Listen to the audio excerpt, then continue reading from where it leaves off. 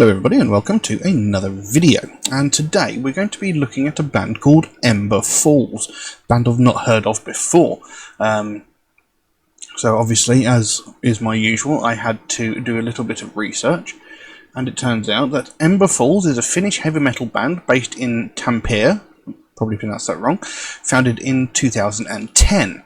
They released their first single, Shut Down With Me, in 2015, so it took them a little while to get their first single out there.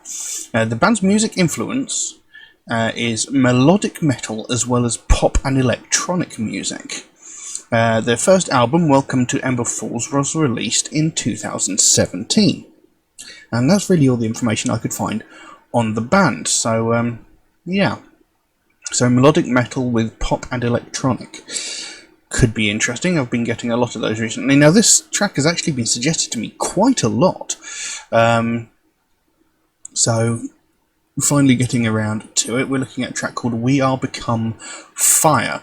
I have some lyrics up here which are taken from directly underneath the video on YouTube, so they should be accurate in theory. So I think we'll jump straight into it and see what we've got. So, We Are Become Fire by Ember Falls. Let's have a look.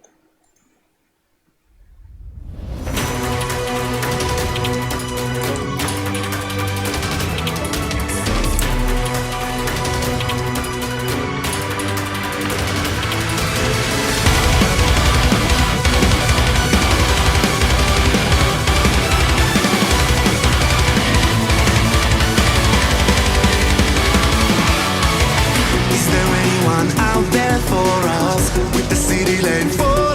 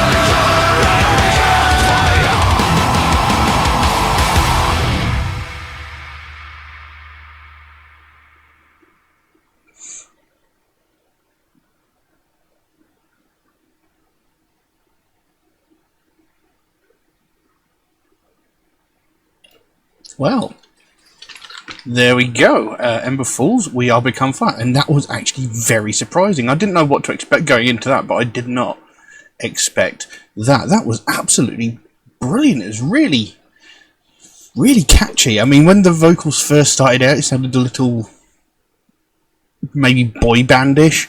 But, you know, they do mixed pop electronica with melodic metal. And it actually reminded me of another band, and for the life of me I can't think who it is, but you know, it's got elements in there that kind of remind me of some parts of Nightwish in some areas.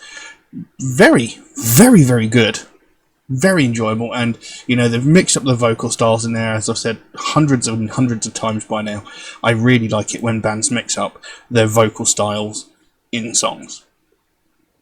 So, you know, really, very, very good.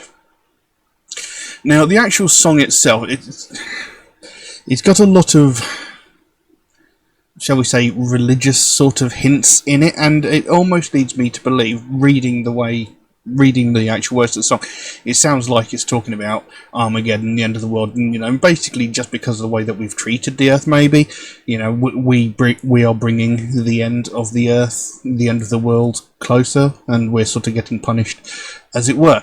That's what it suggests to me, but I'm not 100% sure on that. Excuse me. So the song opens up. Is there anyone out there for us with the city lain fallen to dust? Is there anything left to say? Our prayers now lie buried beneath this rust.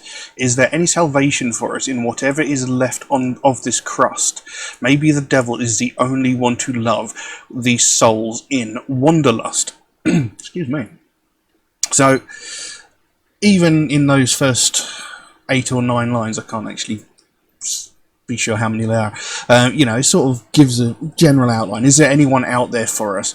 You know, is there anyone out there that might be able to save us, redeem us, or help us? You know, is there anyone out there that can help us, essentially, with this city laying fallen to dust? So, you know, the essential ruin of the world as it is. You know, we've essentially destroyed the world with greed, with pollution, this sort of thing.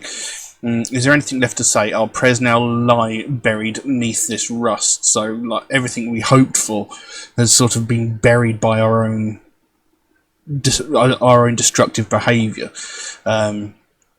Is there any salvation for us in whatever is left of this crust?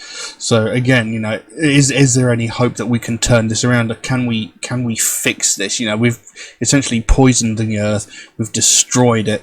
Is there any way we can turn this around? Is there any way we can save this and fix it? And then it came in with some, I really didn't expect this, some very sort of high screamed / growled vocals. Is there a reason why it's the way sorry. Is there a reason why it's the way we die, undressing the sky, twilight in our eyes? We are disposable, we are collateral, we are the fuel to the fire's interminable rise. And then it goes into that chorus. Purifier, rectifier, existential equalizer, the burning god on the wire, we are become fire. Come the final fiery hour, I invoke thy holy power. The world is ours to devour. We are become fire. So purifier, rectifier, existential equalizer, the burning god on the wire, we are become. So purifier, rectifier, existential equalizer is, you know, allegedly all men are equal in the eyes of God, essentially. So he is impartial to who lives, who dies, allegedly. I say that because there's plenty of evidence to the contrary if such a being exists. But anyway, that's not the point. You know, so, you know, this basically talking about, it sounds like it's talking about the beginning of Armageddon. That's what it sounds like to me. You know, come the fiery hour, I invoke thy holy power, the world is ours to devour, we are become fire. So, come the final fiery hour, to me, suggests Armageddon. Anyway, the song carries on. In the coals of the final morning, feel the fury of the embers glowing, they can never repay the way our lives were violently defined. So again, in the coals of the final morning, so that's sort of standing in the ruins of Armageddon, essentially, I imagine. See the fury in the embers growing. So, the mass destruction that's been brought about by our greed, our, relentless mistreatment of this planet. You can stand there in the ruins of what you've done to the world and just sort of, there's no way you can turn it around now, because you've destroyed it beyond repair. Carries on again back into those harsher sort of scream/growled vocals. Free my God, break the bonds of this old prison. All will witness the face of Atom, a saviour is born, reciting the verses of a cosmic swan song. And then goes back into that chorus, purify, rectify, existential equalizer.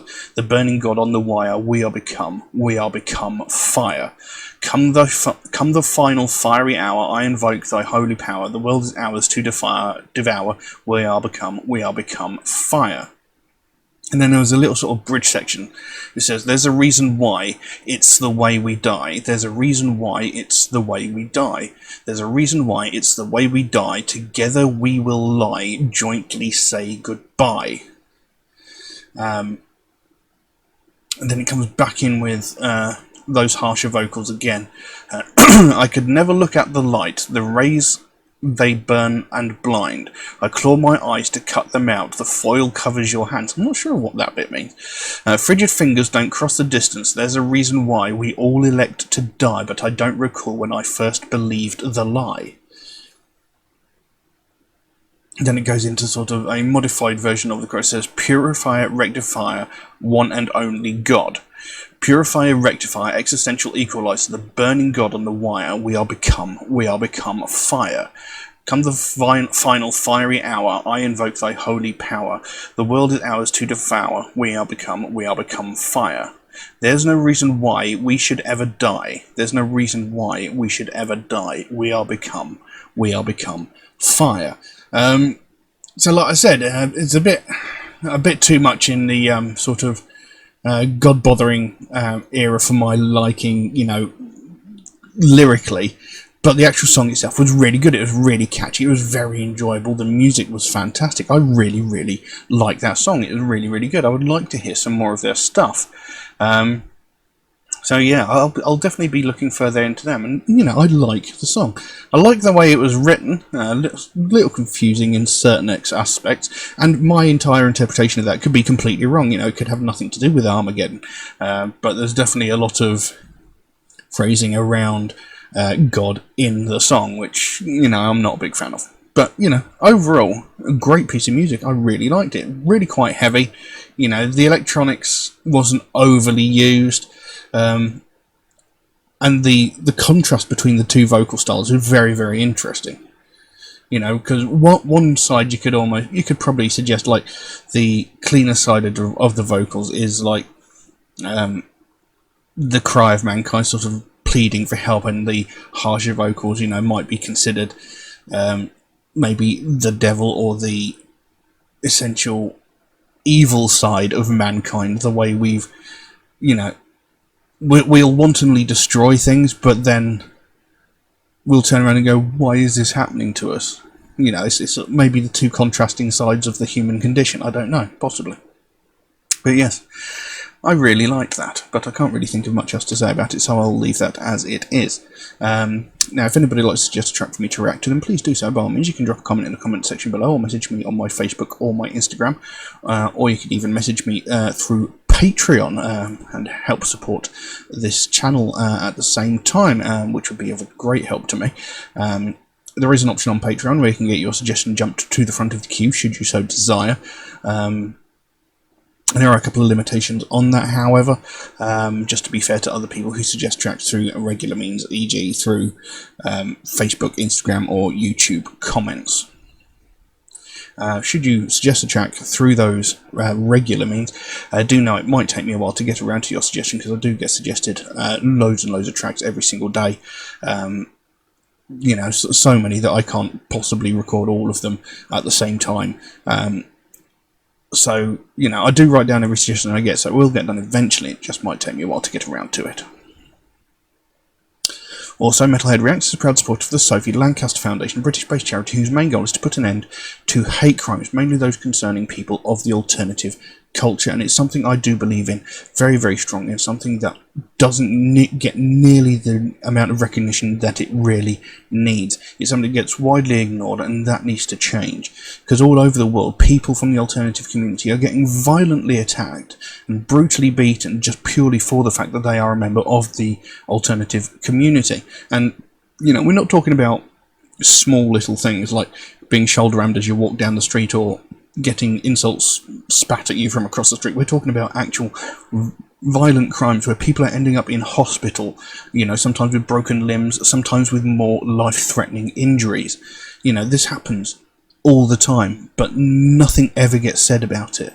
Because every single day we hear about all these other sort of hate crimes, from sexism, racism, homophobia, transphobia, religious hatred. We hear about these every single day, from the most violent of these crimes where someone is murdered because of the colour of their skin, because of their religious belief, because of their sexual identity, down to the most pathetic of these crimes where some entitled white woman is calling the police on a family of colour because they're having a picnic in a public space. We hear every facet of these all the time, but we don't hear anything about these people that are getting brutally beaten and that are getting they're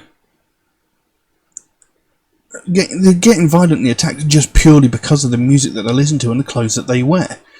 People have said to me, this isn't a hate crime. It is. It is the very definition of a hate crime. You're attacking someone because you hate something about them. Whether it is the colour of their skin, whether it is their sexual identity, or whether it is their taste in music or the way that they dress. If you're attacking someone because you hate something about that person, it is a hate crime. And, this is getting widely ignored. The last time we heard anything about this was about 13 years ago, when Sophie Lancaster and her boyfriend Rob Maltby were violently attacked by a group of 5 or 6 people and beaten so severely that they both ended up in comas. And, Rob Maltby, he did thankfully survive. He was in a coma for around about a week, maybe a little bit longer, but he survived. Sophie Lancaster, on the other hand, this 20-year-old woman, was beaten so severely that she was in a coma for 13 days before she succumbed to her injuries and she died. This young woman lost her life. This young woman was beaten to death purely for the fact that she listened to alternative music and wore alternative fashion. No other reason than that. She didn't know these people that had attacked her. They had no reason to attack her. The only excuse that they could give was the fact that she was a mosher, she was a goth, she was a freak. Just because they didn't like the music that she listened to, they didn't like the clothes that she was wearing. That was simply the reason behind it. And this happened about 13 years ago. And it was all over the news, especially in the UK. But we've not really heard anything since that happened. But I know for a fact that similar attacks have happened. And the main reason we haven't heard anything about it is because no one's died, and that is unacceptable.